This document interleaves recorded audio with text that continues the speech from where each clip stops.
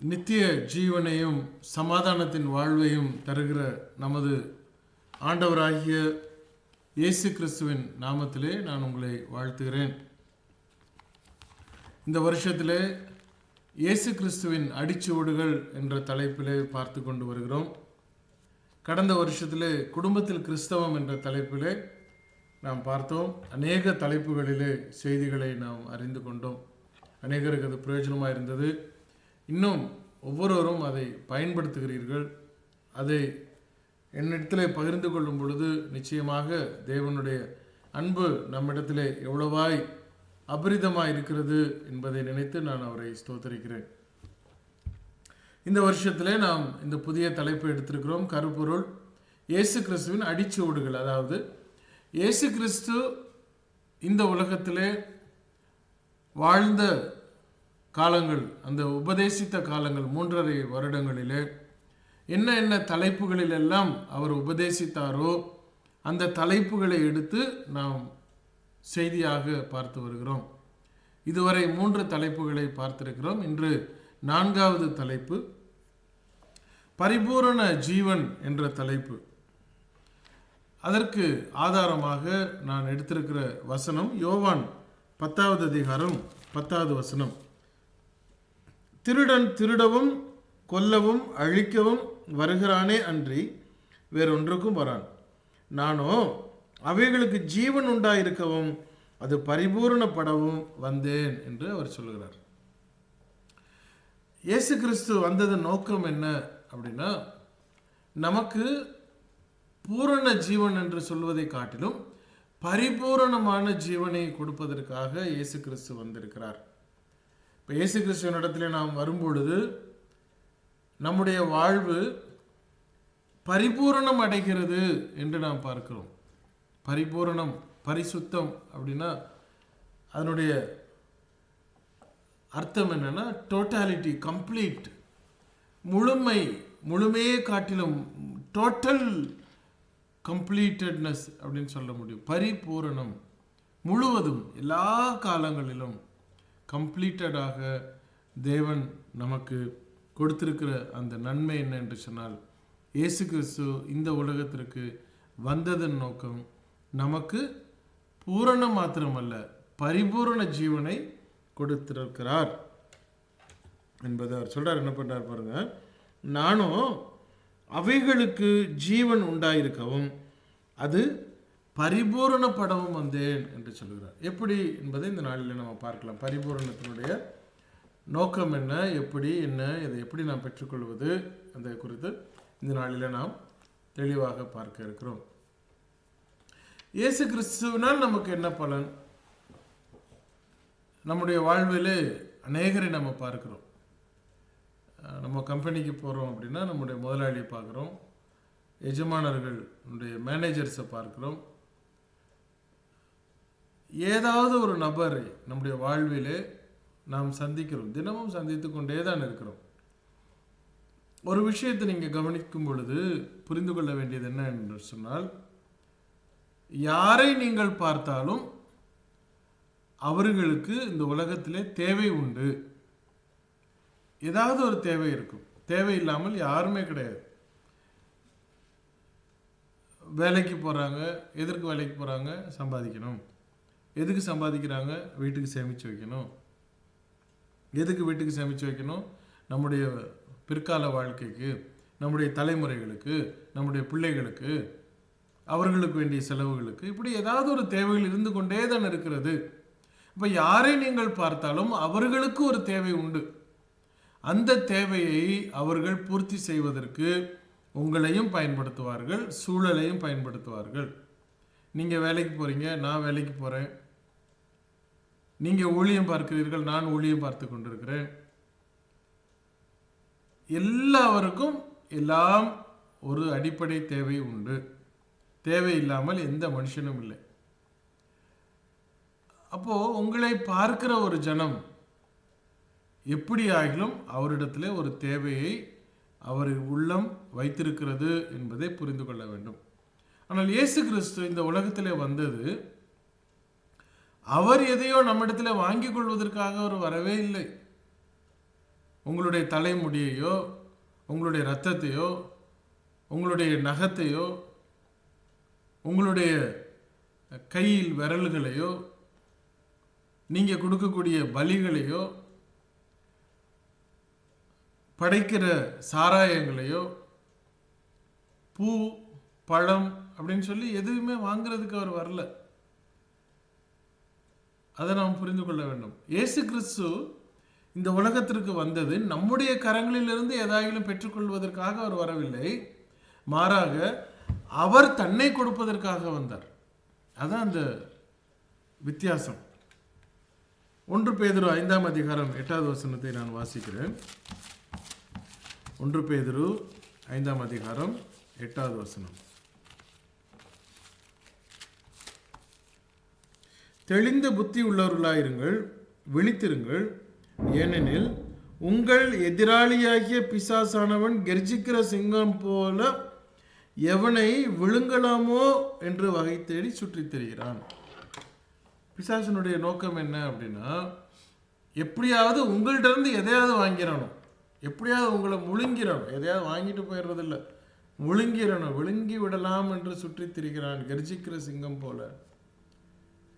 சிலருக்கு ஒரு திறமை உண்டு, ரொம்ப சிலருக்கு, எல்லாருக்கும் இல்லை, சிலருக்கு. நம்ம நிறைய கடன் கொடுத்து நான் ஏமாந்துட்டேன் அப்படின்னு திடீர்னு ஒரு தீர்மானம் பண்ணுவோம். நீ யாருக்கும் கடனே கொடுக்கக்கூடாது, வேண்டாம் அப்படின்னு சொல்லி தீர்மானம் பண்ணுவோம். ஆனால் கரெக்டாக நம்மகிட்ட தெளிவாக பேசி நம்மக்கிட்ட கடன் வாங்கிட்டு போயிடுவாங்க. அப்போது நாம் எவ்வளவு தீர்மானமாக இருந்தாலும் நம்மக்கிட்ட இருந்தும் வாங்கக்கூடிய ஒரு திறமை மற்றவர்களிடத்தில் இருக்கும். நான் மனிதர்களை குறித்து பேசி கொண்டிருக்கிறேன். இப்போ வேதாகமம் 1 பேதுரு 5:8 சாத்தானை குறித்து சொல்லுகிறது. விழுங்கி விடுவானாம், முழுவதுமாக விழுங்கி போடுவான். அப்படின்னா உலகத்திலே இயேசு கிறிஸ்து நம்மிடத்திலிருந்து பெற்றுக்கொள்வதற்காக அல்ல, மனிதர்கள் நம்மிடத்திலிருந்து எதிர்பார்ப்பதற்காகவோ தங்களின் தேவையை பூர்த்தி செய்வதற்காகவோ இருப்பது போல, பிசாசு முதற்கொண்டு எல்லா ஜீவன்களும் அத்தனை பேரும் ஏதாவது நம்மிடத்திலிருந்து பெற்றுக்கொள்ளலாம் என்பதற்காகத்தான் இந்த உலகத்திலே நாம் வாழுகிறோமே ஒழிய, இயேசு கிறிஸ்து தன்னிடத்திலிருந்து நமக்கு கொடுப்பதற்காகத்தான் எல்லாவற்றையும் அவர் நமக்கு கொடுத்து நமக்கு பரிபூர்ணமான ஜீவனை கொடுப்பதற்காக வந்தார் என்பதை நாம் புரிந்து கொள்ள வேண்டும். இயேசு கிறிஸ்துவினால் நமக்கு என்ன பலன்? நமக்கு அவர் முழுவதும் நமக்கு பலன். அவர் நம்மிடத்திலிருந்து அவர் எதையும் பெற்றுக்கொள்வதற்காக, லாபத்திற்காக அவர் வரவில்லை. அப்போஸ்தலர் 17வது அதிகாரம் 24, 25வது வசனத்தை நான் உங்களுக்கு வாசிக்கிறேன். அப்போஸ்தலர் 17வது அதிகாரம் 24, 25. உலகத்தையும் அதில் உள்ள யாவற்றையும் உண்டாக்கின தேவனானவர் வானத்திற்கும் பூமிக்கும் ஆண்டவராயிருக்கிறபடியால் கைகளினால் கட்டப்பட்ட கோவில்களில் அவர் வாசம் பண்ணுகிறது இல்லை. எல்லாருக்கும் ஜீவனையும் சுவாசத்தையும் சகலத்தையும் கொடுக்கிற அவர் தமக்கு யாதொன்று தேவையானது போல மனுஷர் கைகளால் பணிபடை கொள்ளுகிறதும் இல்லை. கவனிச்சிங்களா? நாம் போய் அவரை ஒரு ட்ரெஸ்ஸு மாட்டி விட்டு, பவுடர் அடித்து விட்டு, லிப்ஸ்டிக்லாம் போட்டு விட்டு, அவரை பால் ஊற்றி தலையில் அவரை நெருப்பு ஊட்டி குளிராமல் இருக்கிறதுக்கு டெம்பரேச்சர் தெர்மாமீட்டர்லாம் வச்சு பார்த்து, டாக்டர் ஊசியெல்லாம் போடுறானுங்க. சார் நடந்தது, நான் விளையாட்டுக்கு சொல்லலை. சிலையை ஒருத்தன் செக் பண்ணுறான், டாக்டர், அவன் படித்த டாக்டர், அவன் ஸ்டெதஸ்கோப்பை மாட்டிக்கிட்டு சிலைக்கு செக் பண்ணுறான். குளிர் எங்கள் சாமிக்கு உடம்பு குணமாகிடுச்சா பார்த்துருவான். டெம்பரேச்சர் ஏற்றி பார்த்து ஸ்டெதஸ்கோப் வச்சு பார்த்துட்டு ஊசியெல்லாம் வேற போட்டானுங்க. போன வருஷம் முந்தின வருஷம்லாம் அவ்வளோ கேவலமான ஒரு காலகட்டத்தில் மனிதர்களை சிந்திக்க விடாமல் நடந்து கொண்டிருக்கிற ஒரு காலகட்டம். கடவுள் என்பவர் நம்மை படைத்தவர். நம்மிடத்திலிருந்து ஒரு ஆதாயம் பெற்றுக்கொள்வதற்காக அவர் வரவில்லை. அவர்தான் முழுமையாக நமக்கு கொடுத்திருக்கிறார். 17 அப்போஸ்தலர் 17ஆம் அதிகாரம் 24, 25 என்ன சொல்லுது? நம்மிடத்துலேருந்து எதையாவது வாங்கிக்கலாம் அப்படின்னு அவர் வரல.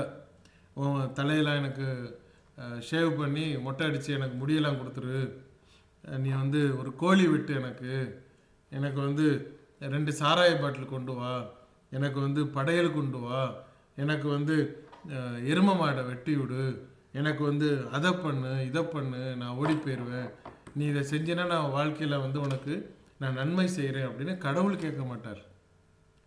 மனுஷன் மனுஷன் இன்னொரு மனுஷனுக்கு கொடுப்பதை அவன் நினைத்து கொள்கிறான். ஆனால் வானத்தையும் பூமியையும் உண்டாக்கின என் ஆண்டவர் இயேசு கிறிஸ்து என்ன சொல்கிறாரு? எப்பா, உன் பணம் நீனே வச்சுக்கோ. உன் பணத்துக்காகவோ உன் முடிக்காகவோ உன் சரீரத்துக்காகவோ ரத்தத்துக்காகவோ நான் வரல. நான் உனக்கு ரத்தத்தை கொடுத்து நான் உனக்கு வாழ்வை கொடுக்கிறேன் அப்படின்னு சொல்கிற ஒரு இயேசு கிறிஸ்துவை தான் நாம் தொழுது கொண்டிருக்கிறோம். எதையும் கொள்வதற்காக கிறிஸ்து வரவில்லை. இந்த வித்தியாசத்தை நாம் உணரணும். யாரை தேடுறோம்? மனுஷனை தேடுறோமா, கடவுளை தேடுகிறோமா? நீங்கள் மனிதர்களை தேடினால் மனிதர்களுக்கு நீங்கள் செய்ய வேண்டும்.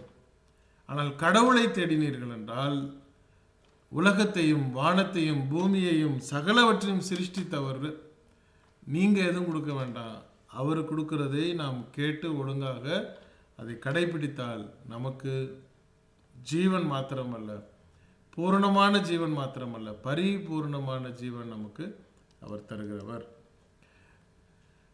பூரண ஜீவனை கொடுக்கிற கிறிஸ்து என்ன பண்ணுறாரு? அவருடைய நோக்கம் என்ன அப்படின்னா, நமக்கு முழுமையான வாழ்வை தருவது அவருடைய நோக்கமாக இருக்கிறது. கம்ப்ளீட் லைஃப் நமக்கு அவர் தராராம்.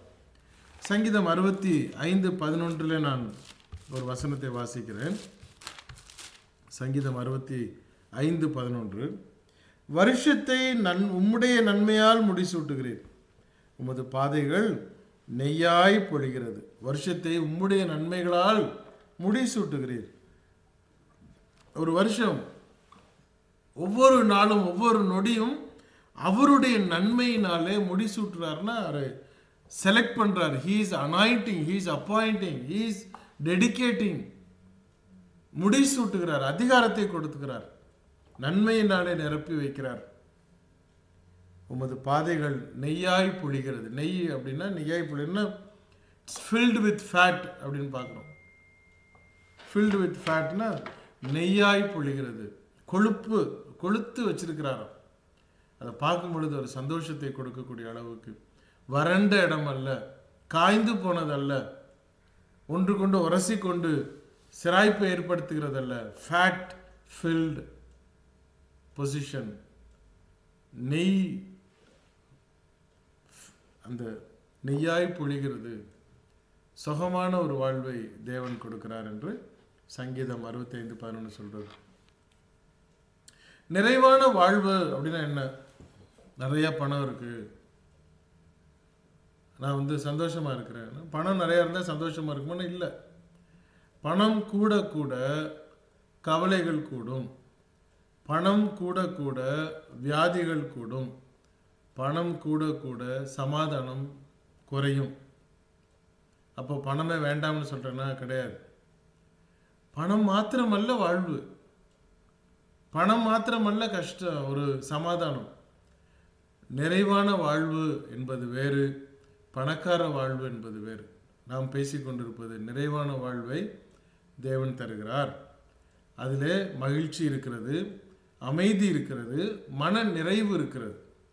அதான் ஒரு சந்தோஷமான வாழ்வு, நிறைவான வாழ்வு, சந்தோஷம். இப்போ பாரு, நம்ம நல்லா கலகலப்பாக பேசிகிட்டு இருக்கோம், சிரிச்சிட்டு இருக்கோம். சிலர்லாம் பார்த்தீங்கன்னா சிரிக்கவே மாட்டாங்க. என்னென்னா அவர் முதிர்ச்சி ஆகிட்டார், ரொம்ப மேலான மனுஷன், ஒரு யாரையும் பார்த்து சிரிக்க மாட்டார். வந்தால் கட் அண்ட் ரைட்டாக தான் பேசுவார், பல்லு கூட தெரியாது, அப்படி உருன்னு இப்படியே வருவாங்க, எல்லாரையும் பார்த்து முறைப்பாங்க, எல்லாரையும் கட் அண்ட் ரைட்டாக பேசுவாங்க. ஒரு கேள்வினா அந்த பதில், அவ்வளோதான். அவ்வளோதான். அது என்னத்துக்கு? மனுஷனை ஒரு சந்தோஷமாக சிரித்து பேச முடியல, மகிழ்ச்சியாக இருக்க முடியலன்னா வாழ்க்கை என்னத்துக்கு?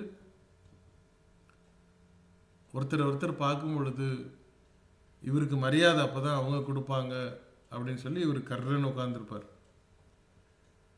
வாழ்க்கை அவர் தான் வீணடிக்கிறார்.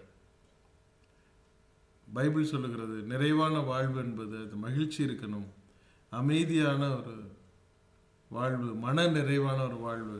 3 வசனங்களை நான் எடுத்திருக்கிறேன். யோவான் 14ஆம் அதிகாரம் 27வது வசனத்தை பாருங்க. யோவான் 14:27, சமாதானத்தை உங்களுக்கு வைத்து போகிறேன், என்னுடைய சமாதானத்தையே உங்களுக்கு கொடுக்கிறேன், உலகம் கொடுக்கிற பிரகாரம் நான் உங்களுக்கு கொடுக்கிறதில்லை, உங்கள் இருதயம் கலங்காமலும் பயப்படாமலும் இருப்பதாக. என்னுடைய சமாதானத்தை தரேன்ப்பா, நீங்க எது சமாதானம் நினைச்சிட்டு இருக்கிறீங்க அதல்ல, சமாதானத்தை நான் தருகிறேன், என்னுடைய சமாதானம். சந்தோஷம், உனக்கு என்ன நடக்கும், ஒன்றும் நடக்காது, தைரியமாயிரு, நீ என்ன விரும்புகிறியோ அது மாதிரி நடக்கும் அப்படிங்கிறதை தேவன் தன்னுடைய சமாதானத்தை கொடுக்கிறார். அதுதான் அவர் சொல்றார், ஒரு மகிழ்ச்சி, அமைதி, மன நிறைவான ஒரு வாழ்க்கை. மார்க்கு 10ஆம் அதிகாரம் 30வது வசனம். மார்க்கு 10ஆம் அதிகாரம் 30வது வசனம். இப்பொழுது இம்மையிலே துன்பங்களோடு கூட நூறத்தனையாக வீடுகளையும் சகோதரரையும் சகோதரிகளையும் தாய்களையும் பிள்ளைகளையும் நிலங்களையும் மறுமையிலே நித்திய ஜீவனையும் அடைவான் என்று மெய்யாகவே உங்களுக்கு சொல்கிறேன். கவனிச்சிங்களா? நம்ம உண்மைக்காக, உத்தமத்திற்காக, தேவனுக்காக, சத்தியத்திற்காக நான் பாடுபட்டால் நிறைய இழப்புகள் வரும், நிறைய இழப்புகள் வரும். ஆனால் தேவன் என்ன சொல்றாரு, நீ உண்மைக்காக, சத்தியத்திற்காக, தேவனுக்காக நீ எந்த காரியத்தை தியாகம் செய்தாயோ நீ இப்படி தான் கஷ்டப்பட்டுக்கிட்டு இருக்க போற. ஏன்னா இந்த உலகத்தில் உனக்கு கஷ்டம்தான் இருக்கும், அதனால நீ கொஞ்சம் கஷ்டப்படு, அதுக்கப்புறம் நீ பரலோகத்தில் வா, உன்னை சந்தோஷமாக வச்சுக்கிறேன் அப்படின்னு அவர் சொல்லலை. நீங்கள் உண்மையாக இருந்தீங்கன்னா, சத்தியத்திற்காக வாழ்ந்தீர்கள் என்று சொன்னால் இப்பொழுதே, இம்மையிலே அப்படின்னு சொல்றார், இப்பொழுதே இந்த காலங்களிலேயே, இந்த உலகத்திலேயே நீங்கள் அந்த சமாதானமான வாழ்க்கையை நாம் பெற்றுக்கொள்வோம் அப்படிங்கிறதை கேரண்டியாக அவர் கொடுக்கிறார். அதான் இயேசு கிறிஸ்து இடத்துல வரும்பொழுது உள்ள காரியம். 2 கொரிந்தியர் 9வது அதிகாரத்தில் 8, 9, 10, 11 வசனங்களையும் வாசிக்கிறேன்.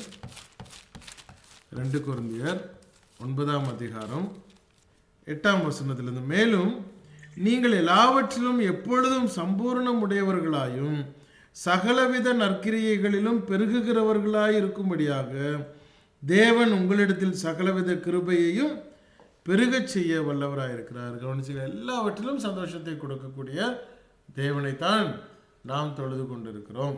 இப்போ பூரண ஜீவனை நமக்கு கொடுக்கிறாருன்னா அது மறுமையின் வாழ்க்கையில் அல்ல, இந்த வாழ்க்கையிலேயும் அவர் நமக்கு வேண்டிய காரியங்களை மகிழ்ச்சியோடு சமாதானமாய் வாழ்வதற்கு அவர் ஆதாரமாக இருக்கிறார். பூரணமான வாழ்வின் ஆதாரமாக அவர் இருக்கிறார் என்பதை நாம் அறிந்து கொள்ள வேண்டும். அதை எப்படி நம்ம அனுபவிக்கலாம்? 1 கொரிந்தியர் 15ஆம் அதிகாரம் 55வது வசனம் என்ன சொல்லுது பாருங்க. மரணமே உன் கூர் எங்கே, பாதாளமே உன் ஜெயம் எங்கே? கவனிச்சிங்களா? ஒரு மனுஷனுக்கு எல்லா சந்தோஷமும் ஆதாரமும் அவன் புரிந்து கொண்டான் என்று சொன்னால் அவன் தெம்பாடி தலையை நிமிர்த்திட்டு சொல்லுவான், யாரு எவன் இருக்கிறான் என்கிட்ட வர சொல்லு, என்னைய பார்க்க சொல்லு, நான் எனக்கு தெரியும் அவனுக்கு நான் எப்படி பதில் கொடுக்கணும்னு தைரியமாக பேசுவாங்க. அந்த ஆதாரத்தை நாம் புரிந்து கொண்டு விட்டால் பரிபூர்ணமான ஜீவனை என் தேவன், என் இயேசு கிறிஸ்து எனக்கு கொடுத்திருக்கிறார் என்பதை நான் புரிந்து உணர்ந்து அதை சரியான முறையிலே நான் பெற்றுக்கொண்டதை ஊர்ஜிதப்படுத்தி கொண்ட பொழுது நம்ம என்ன சொல்லுவோம்? மரணமே உன் கூர் எங்கே, பாதாளமே உன் ஜெயம் எங்கே, உன்னால் ஒன்றும் பண்ண முடியாது. I know what I am doing, I know how I am living, I know what I am preaching. தைரியமாக, சந்தோஷமாய், சவாலாக நம்முடைய வாழ்வை நாம் நடத்தி சொல்ல முடியும். ஏனென்றால் இயேசு கிறிஸ்து நமக்கு பரிபூரண ஜீவனாய் இருக்கிறார். இப்போ அது பரிபூர்ண வாழ்வினுடைய சிறப்பு இயல்புகள் என்ன அப்படிங்கிறதை சில ஒரு 4 காரியங்களை பட்டியலிட்டு இருக்கிறேன். அதில் மகிழ்ச்சியும் அமைதியும் இருக்குமா. யோவான் 16ஆம் அதிகாரம் 24வது வசனம் எடுத்திருக்கிறேன். ஜான் 16:24. இதுவரைக்கும் நீங்கள் என் நாமத்தினாலே ஒன்றும் கேட்கவில்லை, கேளுங்கள், அப்பொழுது உங்கள் சந்தோஷம் நிறைவாய் இருக்கும்படி பெற்றுக்கொள்வீர்கள். கவனிச்சிங்களா? உங்கள் சந்தோஷம் நிறைவாக இருக்கும்படி நீங்கள் பெற்றுக்கொள்வீர்கள். கேளுப்பா அப்படிங்கிறார். You ask and get it. அந்த ஒரு தைரியத்தை தேவன் நமக்கு கொடுத்திருக்கிறார். பிலிப்பியர் 4ஆம் அதிகாரம் 7வது வசனத்தில், அப்பொழுது எல்லா புத்திக்கும் மேலான தேவ சமாதானம் உங்கள் இருதயங்களையும் உங்கள் சிந்தைகளையும் கிறிஸ்து இயேசுக்குள்ளாக காத்துக்கொள்ளும். உங்களுடைய சமாதானம் உங்களுடைய இருதயத்திலே காத்துக்கொள்கிறது என்று சொன்னால் நீங்கள் தேவனோடு இருக்கும் பொழுது அதை பெற்றுக்கொள்வது எப்படி அப்படிங்கிறத நான் அடுத்த ஸ்லைடில் கொண்டு வரேன். இப்போ அந்த சிறப்பு இயல்புகள் என்னென்னலாம் பார்த்துறோம். அமைதியை தருகிறார், மகிழ்ச்சியை தருகிறார். அதனுடைய நோக்கம் என்னென்னு பாருங்கள். எபேசியருக்கு எழுதின நிருபம் 2ஆம் அதிகாரம் 10வது வசனம். எபேசியர் 2:10 என்ன சொல்றாரு? தமக்குள்ளே தீர்மானித்திருந்த தம்முடைய தயவுள்ள சித்தத்தின் ரகசியத்தை எங்களுக்கு அறிவித்தார். கவனிச்சிங்களா? அவருடைய தீர்மானம் மனதுக்குள்ளே வச்சிருந்தோம் இல்லையா? அவர் அந்த தீர்மானத்தை, அவர் அந்த ரகசியத்தை தமக்குள்ளே தீர்மானித்திருந்த தம்முடைய தயவுள்ள சித்தத்தின் ரகசியத்தை எங்களுக்கு அறிவித்தார். அவருடைய நோக்கம் என்ன? அவருடைய தீர்மானங்களை வேதாகமத்திலே எழுதி வைத்து நமக்கு வெளிப்படுத்தி இருக்கிறார்.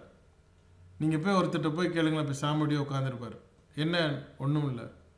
ஏன் அப்படி உட்காந்துருக்கிறீங்க? ஒன்றும் இல்லை. என்ன பிரச்சனை? ஒன்றும் இல்லை. இயேசு கிறிஸ்து அப்படி அல்ல. எல்லாவற்றையும் நமக்கு வேண்டியவைகளை நமக்கு தர வேண்டும் என்பது அவருடைய நோக்கம். அதை வெளிப்படுத்தி இருக்கிறார் என்பதை நாம் புரிந்து கொள்கிறோம். அப்படின்னா வாழ்விலே உங்களுக்கு என்ன வேண்டுமோ, எப்படி அதை அடைந்து கொள்ள வேண்டுமோ, எப்படி அதை அனுபவிக்க வேண்டுமோ, இனி தேடி ஓட வேண்டியதல்ல, அது இதிலே இருக்கிறது. அதை அவர் வெளிப்படுத்தி இருக்கிறார், தன்னுடைய நோக்கத்தை அவர் காண்பித்திருக்கிறார் என்பதை நாம் புரிந்து கொள்ள வேண்டும். அதனுடைய பலன் மற்றும் அதை உற்பத்தி செய்யக்கூடிய திறனையும் அந்த இடத்துல நாம் பார்க்க முடிகிறது. யோவான் 15ஆம் அதிகாரம் 5வது வசனத்தை நான் வாசிக்கிறேன். ஜான் 15:5 என்ன சொல்றாரு பாருங்க. நானே திராட்சை செடி, நீங்கள் கொடிகள். ஒருவன் என்னிலும் நான் அவனிலும் நிலைத்திருந்தால் அவன் மிகுந்த கனிகளை கொடுப்பான். என்னை அல்லாமல் உங்களால் ஒன்றும் செய்யக்கூடாது. அப்போ அவருடைய பலன் என்ன? நான் இயேசுவோடு இருந்தால், இயேசுவில் இருந்தால், இயேசுவினுள் இருந்தால், இயேசுவை சார்ந்திருந்தால் எனக்கு கிடைக்க வேண்டிய பலன் தானாக வந்து விடுகிறது. கவனிச்சிங்களா? இப்போ கலாத்தியர் 5ஆம் அதிகாரம், அப்படி அவர்கிட்ட நான் இருக்கும் பொழுது எனக்கு என்ன அதனுடைய பலன், உற்பத்தி திறன் என்ன கிடைக்குது? இதெல்லாம் நீங்கள் படித்த வசனம். ஆனால் அதில் ஒரு சின்ன ஒரு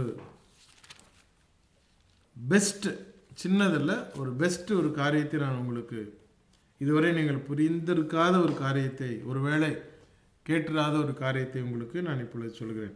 கலாத்தியர் 5ஆம் அதிகாரம் 22-23. ஆவியின் கனியோ, இதானே, இது தெரியுமே அப்படின்னு சொல்லலாம். கவனிங்க. ஆவியின் கனியோ அன்பு, சந்தோஷம், சமாதானம், நீடிய பொறுமை, தயவு, நற்குணம், விசுவாசம், சாந்தம், இச்சையடக்கம், இப்படிப்பட்டவர்களுக்கு விரோதமான பிரமாணம் ஒன்றுமில்லை. நம்ம எல்லாம் நினச்சிட்டு இருக்கிறோம், என்ன நினச்சிட்டு இருக்கிறோம் அப்படின்னா, ஆவியின் கனி அப்படின்னா அன்பு, சந்தோஷம், சமாதானம், நீடிய பொறுமை, தயவு, நற்குணம், விசுவாசம், சாந்தம், இச்சையடக்கம் அப்படிங்கிறதெல்லாம் ஒன்று மாற்றி வரணும். அப்போ தான் அது ஆவியின் கனி அப்படின்னு நம்ம நினச்சிக்கிட்டு இருக்கிறோம். இல்லை, அது தவறு. அந்த வசனத்தை நல்லா திரும்ப படித்து பாருங்க. ஆவியின் கனிகளோ அப்படின்னு இல்லை, ஆவியின் கனியோ அப்படின்னா என்ன அர்த்தம்? ஒரே ஒரு பழம்தான் ஆவியின் கனி. கனிங்கிறது ஒருமை, சிங்குலர். ஆவியின் கனி அப்படின்னு ஒன்று இருந்தால் அதற்கு உள் இந்த 9 கேரக்டரும் உள்ளே இருக்கணும். அப்படின்னா நான் கிறிஸ்துவை சார்ந்திருந்தால், கிறிஸ்துவுடன் இருந்தால், கிறிஸ்துவுக்குள் இருந்தால் எனக்கிட்ட ஆவியின் கனி இருக்கிறது. அப்படின்னா நான் தானாகவே அன்புள்ளவனாக மாத்திரமல்ல, சந்தோஷம் உள்ளவனாக மாத்திரமல்ல, சமாதானம் உள்ளவனாக மாத்திரமல்ல, நீடிய பொறுமை உள்ளவனாக மாத்திரமல்ல, தயவு உள்ளவனாய் மாத்திரமல்ல, நற்குணம் உள்ளவனாய் மாத்திரமல்ல, விசுவாசம் உள்ளவனாய் மாத்திரமல்ல, சாந்தமும் இச்சையடக்கமும் இந்த 9 நிறைந்த ஒரு மனுஷனாகத்தான் நான் இருப்பேன். அதுதான் ஆவியின் கனி. கனிகள் அல்ல. It's a single word. ஒரு ஃப்ரூட். அந்த ஒரு ஃப்ரூட்டில் இவ்வளவும் அடங்கி இருக்க வேண்டும். அதுதான் அதனுடைய உற்பத்தி திறன். புரிஞ்சுக்கிட்டீங்களா? கிறிஸ்துவுக்குள் பரிபூர்ண வாழ்வு அப்படிங்கிறதுனுடைய சிறப்பு தன்மை, சிறப்பு இயல்புகள் என்ன? அடுத்தது, தேவனோடு நெருக்கமாக நம்மை கொண்டு சேர்க்கிறதாம். சங்கீதம் 37:4,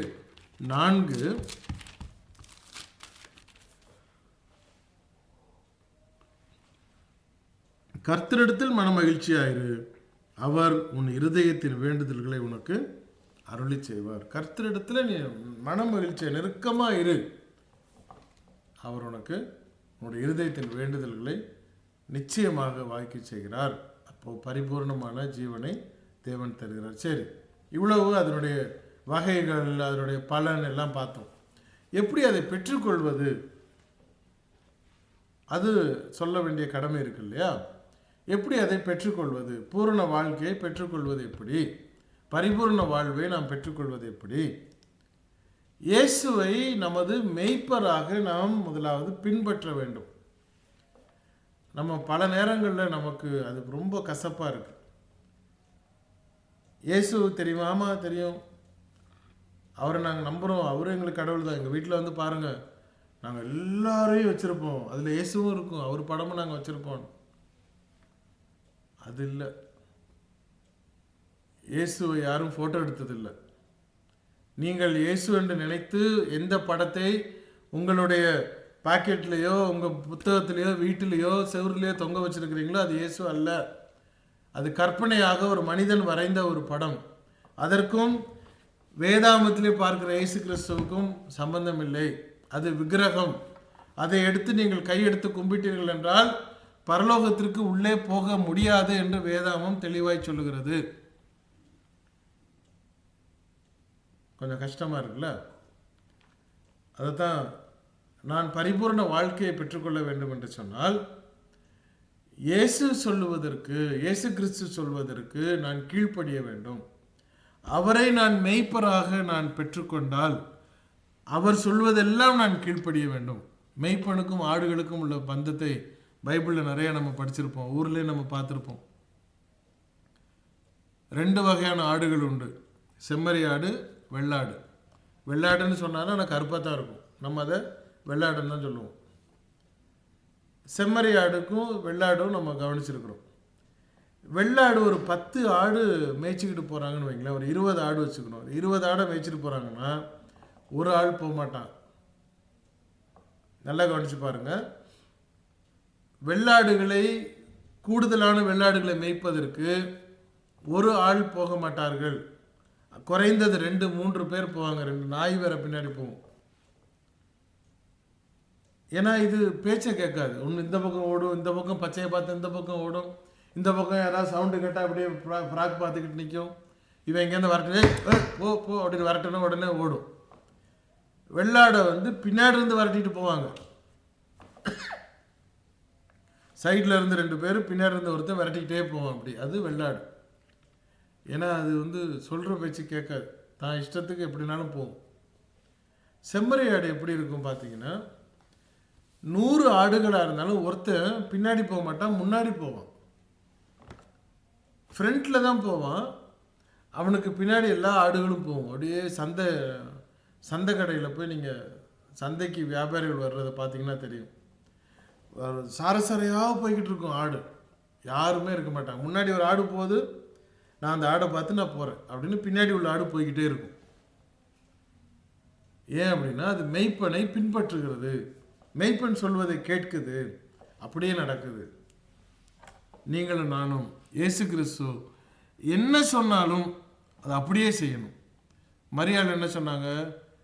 இயேசு சொல்கிறதுபடி செய்யுங்கன்னாங்க. மரியாளை இன்றைக்கு கும்பிடுகிறேன் அப்படின்னு சொல்கிறவங்க மரியாள் பேச்சையாவது கேட்குறாங்களான்னா கிடையாது. மரியாள் தான் கடைசியாக பைபிள் என்ன சொல்லியிருக்கிறாங்க? கடைசியாக மரியாள் சொன்ன வார்த்தை பைபிளில் என்ன இருக்குது? இயேசு சொல்கிறத படி கேளுங்க. அதையாவது கேட்குறாங்களா? அதுவும் கிடையாது. அப்போது நாம் இயேசு கிறிஸ்துவை மெய்ப்பராக பின்பற்றினால் நம்முடைய வாழ்வு பூரணமான பரிபூர்ண ஜீவனை பெற்றுக்கொள்வோம். யோவான் 10ஆம் அதிகாரம் 27-28 நான் வாசிக்கிறேன். என் ஆடுகள் என் சத்தத்திற்கு செவி கொடுக்கிறது, நான் அவைகளை அறிந்திருக்கிறேன், அவைகள் எனக்கு பின் செல்லுகிறது. கவனிச்சிங்களா? எனக்கு பின்னாடி வருது. அது ஆடை விரட்டிக்கிட்டு நான் போகல, நான் முன்னாடி போகிறேன், எனக்கு பின்னாடி என் ஆடு வருகிறது. இயேசு கிறிஸ்து சொல்கிறார், நான் அவைகளுக்கு நித்திய ஜீவனை கொடுக்கிறேன், அவைகள் ஒரு காலம் கெட்டு போவது இல்லை, ஒருவனும் அவைகளை என் கையிலிருந்து பறித்து கொள்வதும் இல்லை. கவனிச்சிங்களா? அதான் அந்த வித்தியாசம். அவரில் நாம் நிலைத்திருக்க வேண்டியது அவசியம். எப்படி பெற்றுக்கொள்வது? முதலாவது அவரை பின்பற்ற வேண்டும், இரண்டாவது அவரில் நிலைத்திருக்க வேண்டும். யோவான் 15ஆம் அதிகாரம் 4-5, என்னில் நிலைத்திருங்கள், நானும் உங்களில் நிலைத்திருப்பேன். கொடியானது திராட்சை செடியில் நிலைத்திராவிட்டால் அது தானே கனி கொடுக்க மாட்டாதது போல நீங்களும் என்னில் நிலைத்திராவிட்டால் கனி கொடுக்க மாட்டீர்கள். அவரிலே எப்பவும் அவரை பற்றி கொள்ளணும். என்ன வந்தாலும் நான் இயேசு என்ன சொன்னார், இயேசு கிறிஸ்து என்ன சொன்னார், நான் அதை பற்றி கொள்வேன். யார் என்னன்னாலும் பண்ணட்டும், பைபிள் இப்படி தான் இருக்குது, நான் இப்படி தான் இருப்பேன். எங்கள் ஊரில் அவங்க அப்படி சொன்னாங்க, எங்கள் பாஸ்டர் இப்படி சொன்னார், எங்கள் சபையில் இப்படி தான் பண்ணுவாங்க. உங்கள் கையில் இருக்கிற பைபிள் என்ன சொல்லுது? பைபிள் என்ன சொல்லுது?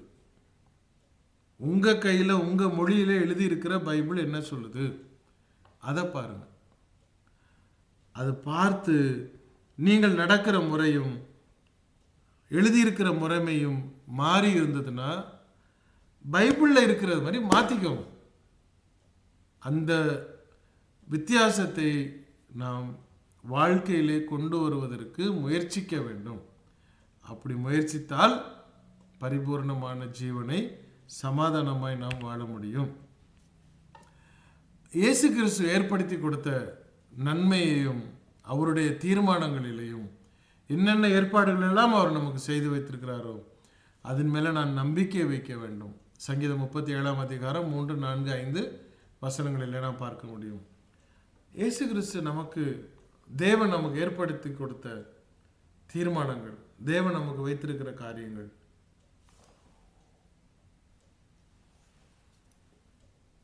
அதில் நாம் நம்பிக்கை வைக்கணும். என் ஆண்டவர், என் தேவன், என்னை படைத்தவர் எனக்கு ஒரு தீர்மானத்தை வைத்திருக்கிறார் என்றால், எனக்கு ஒரு ஏற்பாடுகளை வைத்திருந்தார் என்றால், எனக்கு ஒரு வழியை அவர் சொல்லி வைத்திருக்கிறார் என்றால் நான் அதற்கு உட்பட்டால் தான் எனக்கு நடக்கும். 5 கவுண்டர் இருக்குது, உங்கள் முதலாளி சொல்கிறார் 3வது கவுண்டரில் போய் டிக்கெட் வாங்கிட்டு வா அப்படிங்கிறாரு. நீங்கள் போய் 3வது கவுண்டர் கூட்டமாக இருக்குன்னு நான் 1வது கவுண்டரில் வாங்கிட்டு வந்துட்டேன் அப்படின்னு வேகமாக ஓடி போய் டிக்கெட் வாங்கி உங்கள் முதலாளிகிட்ட கொடுத்தீங்கன்னா அவர் என்ன பண்ணுவார்? நான் உன்னை 3வது கவுண்டரில் தானே வாங்க சொன்னேன், உன்னை யார் 1வது கவுண்டரில் வாங்க சொன்னது? சார் எல்லாமே கவுண்டர் தானே, இங்கே ஃப்ரீயாக இருந்துச்சு, நான் அதனால் 1வது கவுண்டரில் வாங்கிட்டு வந்துட்டேன். நட முட்டாப்பாயில் 1வது கவுண்டர் சென்னைக்கு போகுது, 3வது கவுண்டர் தான் காரைக்குடி போகுது, நான் காரைக்குடிக்கெலாம் போகணுன்னு கேட்பார். இப்போ தேவன் ஒரு முறையை, ஒரு வகையை இப்படித்தான் செய்ய வேண்டும் என்று சொன்னால் அதை அப்படித்தான் செய்யணும்.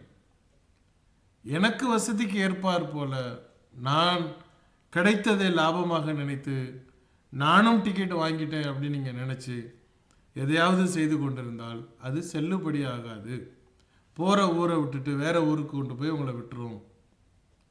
நீங்கள் இயேசு கிறிஸ்துக்கு வலது பக்கம் போகிறதுக்கு பதிலாக உங்களுடைய வலது பக்கத்துக்கு போயிட போகிறீங்க.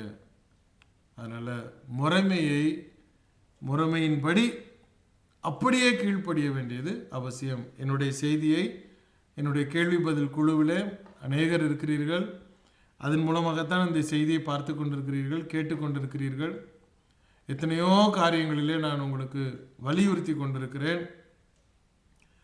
ஒவ்வொன்றையும் அநேகர் அதை கேட்டுக்கிடுவாங்க.